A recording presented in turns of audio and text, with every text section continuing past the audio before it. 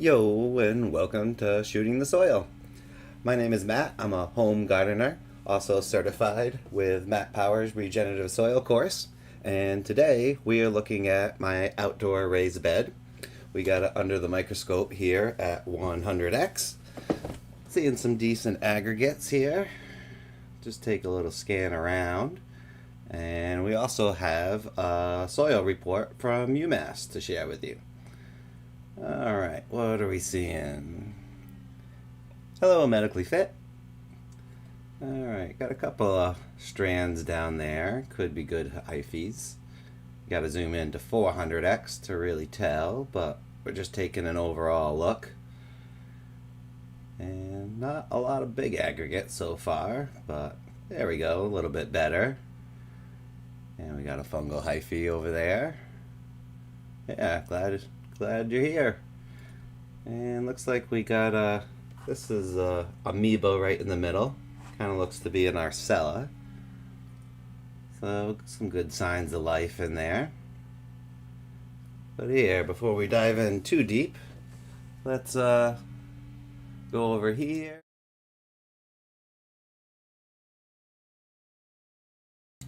Okay, now you guys should be able to hear me. Sorry about that. OBS screwing me up.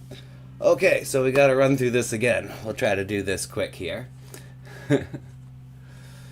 Alright, so 6.7 pH, pretty good. A little on the high side. We would like that a little bit lower to promote some fungal growth.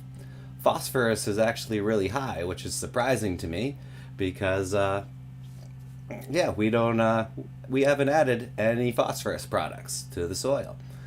But then we move on, potassium, also a little high, but I really like my calcium to magnesium ratio. If we do the math, we find a perfect 7:1 there. Moving on, and that's really what we want for a nice balanced living soil. It's one of the main ratios that we want to focus on, is that calcium to magnesium. So even though this is way over the optimal range, I say it's just right. Alright, sulfur is decently high, but hopefully the plant's going to use that to boost their immune systems.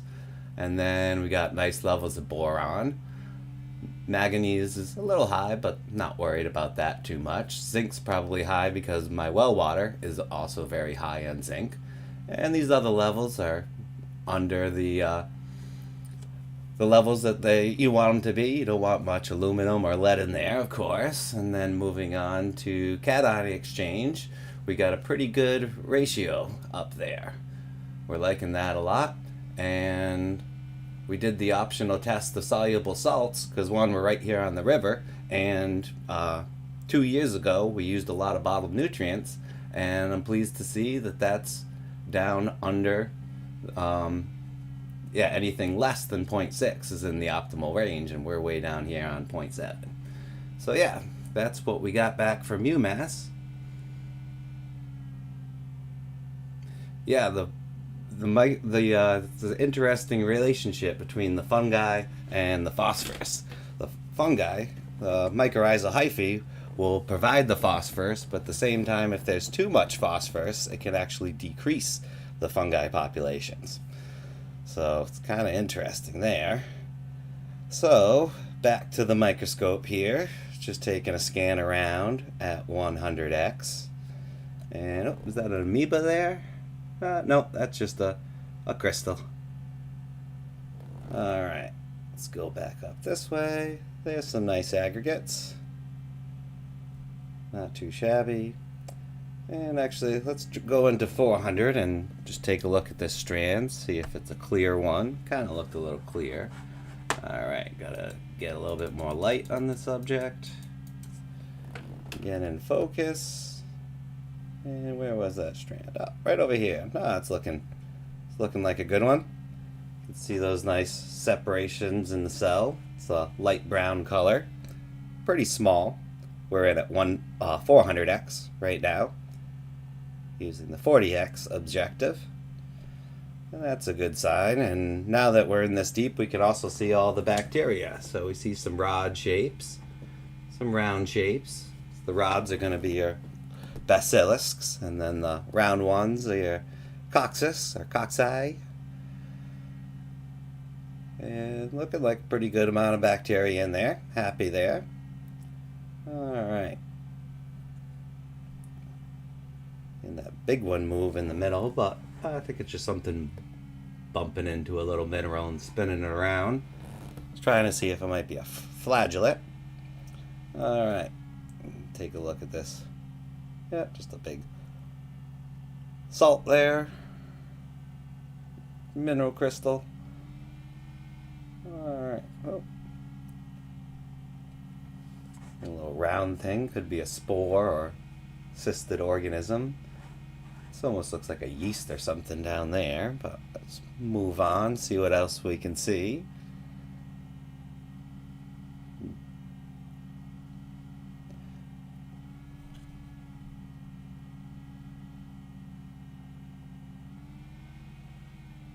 Alright.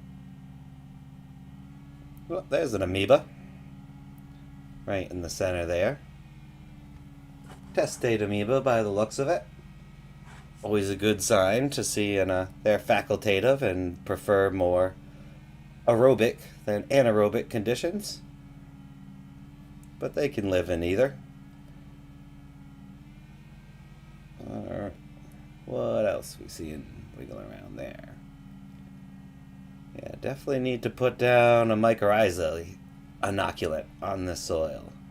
Not seeing nearly as much as where I've used it more in my indoor bed. There's just a small strand sticking out of that aggregate. But yep, there's a nice piece of fungi.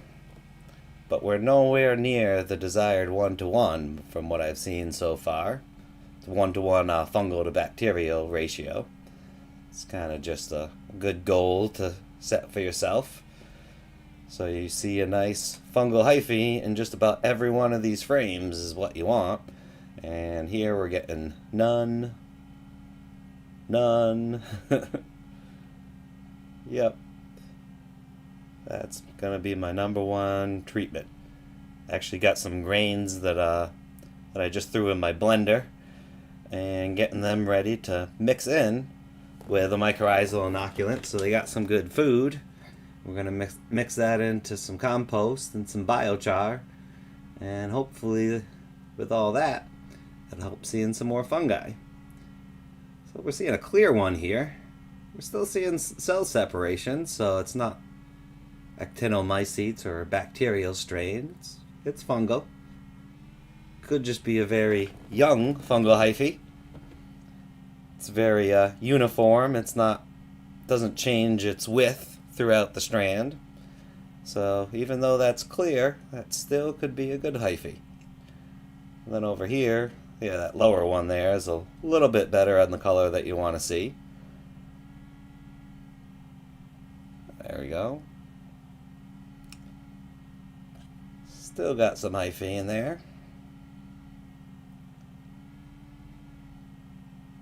I just see a shadow in there or something moving. Nope. I think it was just my eyes playing tricks on me. Alright, yeah. Big piece of organic matter here.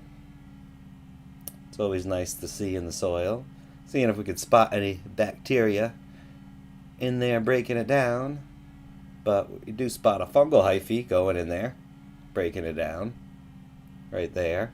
Yep, it looks like it's going right in to that organic matter.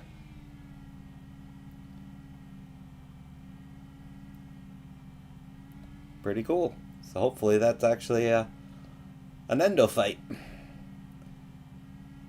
Meaning that fungal hyphae could actually go into the plant roots and form a symbiotic relationship, and kind of just expanding your whole root mass with fungal hyphae. It's pretty neat. Power of the biology.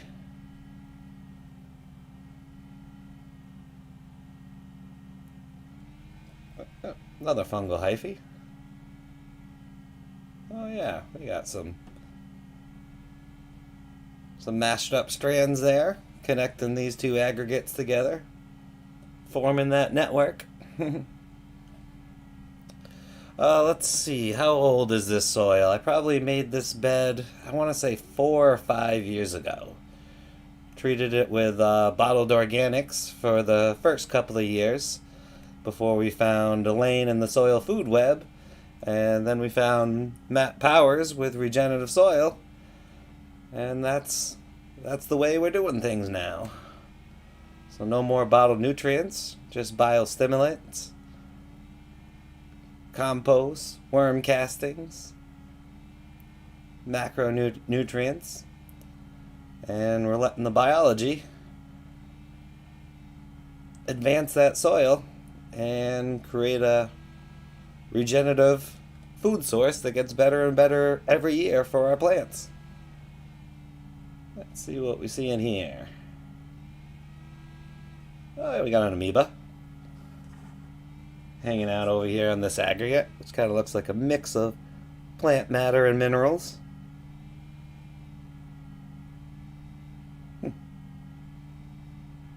Pretty cool looking. Yeah, I didn't start off with a great soil. I just, it could have been decent. I didn't scope it or anything, but basically it was just local topsoil, which isn't bad, but I have really no way of knowing if it came from a pesticide-treated farm or someone's front yard that they did an addition and they had been treating it with Roundup for years. There's really no way to tell. Hopefully, I got a nice, natural, local topsoil, but that's the one problem with just getting the cheap soil from your local guys. There's not much you can do about what might have been done to the soil previously and where they got it from. They sort of just get it from everywhere around town. Whenever there's new construction, take the topsoil, pile it in a big pile, and what you get is what you get. I took this sample with an apple core, try to get, the top 4 inches of soil, and then I put 1 milliliter into my test tube here, dilute 1 to 5, and take a drop and throw it on the slide. We do the Elaine Ingram slow shake method as well, as she teaches. This was actually just from one spot on the garden. I usually move it around and mix it up, but I just grabbed one spot next to my walking onions. That's the only thing that's really growing. Got a couple other things starting to sprout, but usually May is when we get started here in Zone 6. I like to say I'm 6.5 because we're kind of right on the water here in Massachusetts. So that helps expand our growing season by a little bit. Oh, another amoeba. Good sign. And I did see a fast-moving guy over there that kind of went through. Disappeared over here into this aggregate. It's always good to see some protozoa, especially the little flagellates bumbling about. Anything else cool we got here?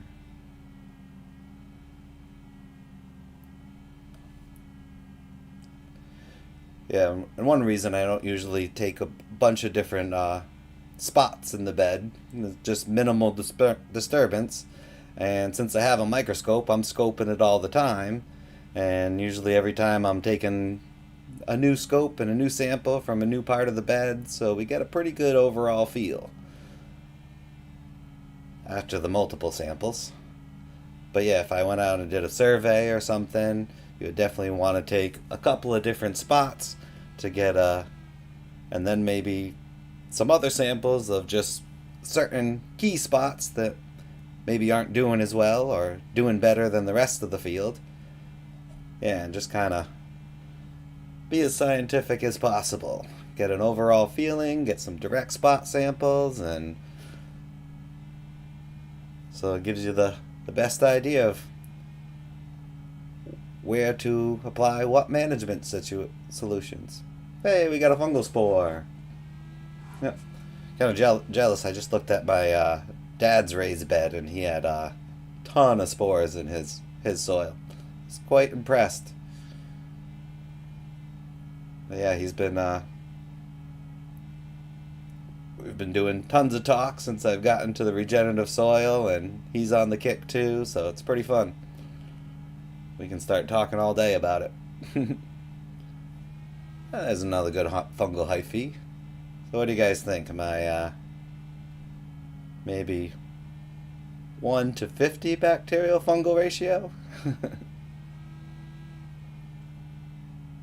Or 50 bacteria to 1 fungi?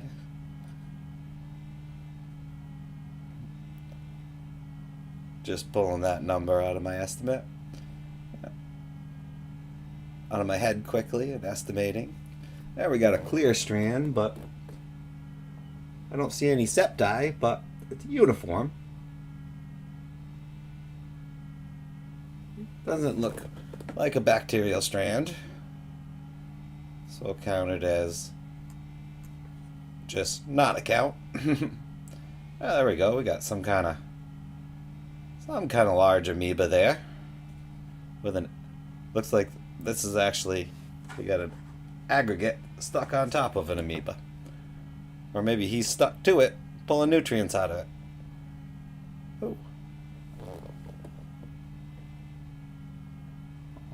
No, just another crystal that he's stuck to.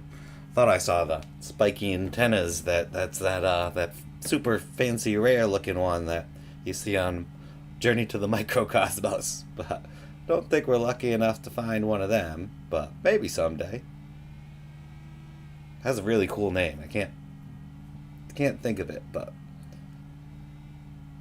all right.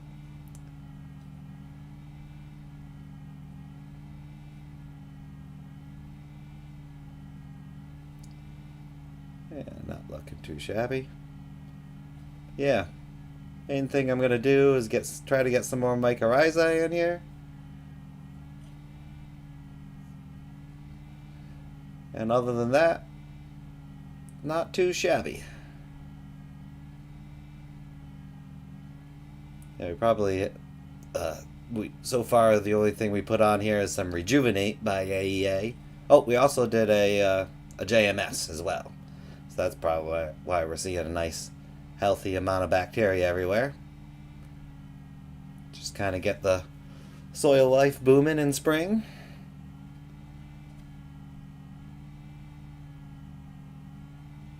Oh, there we go. Looks like we got a little cilia. See if I can get a focus on them.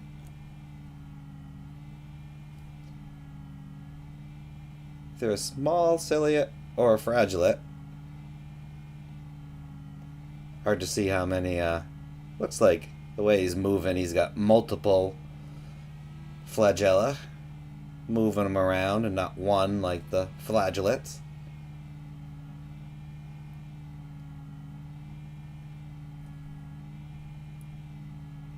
Yep, I think it's a small ciliate. He's kind of moving around with all those flagella on the outside of them, pretty smooth. The flagellates that only have one flagella kind of bumble and bounce around like a bee. That they it seems like they don't have much control with that just one cilia whipping them around. So that, I believe, is one of those small ciliates.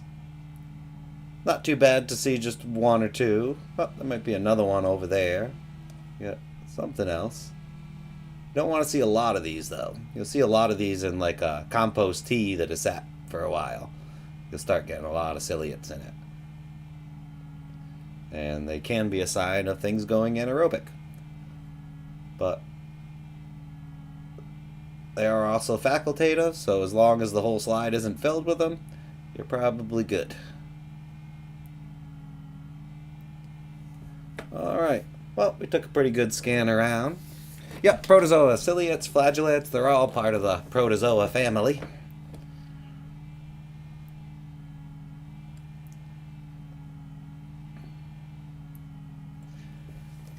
And yeah, so yeah.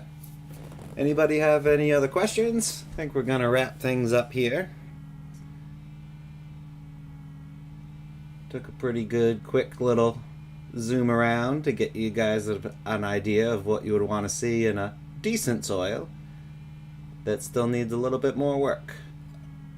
Oh, we found a nematode. There we go. Hey, buddy. Good sign to see a couple of these. Where are you going? You're a fast wiggly guy. As long as it's not a root-feeding nematode or a fungi, but they're all part of the soil food web.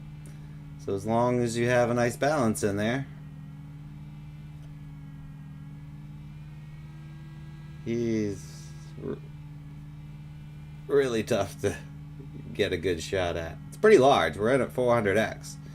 Might be a predator.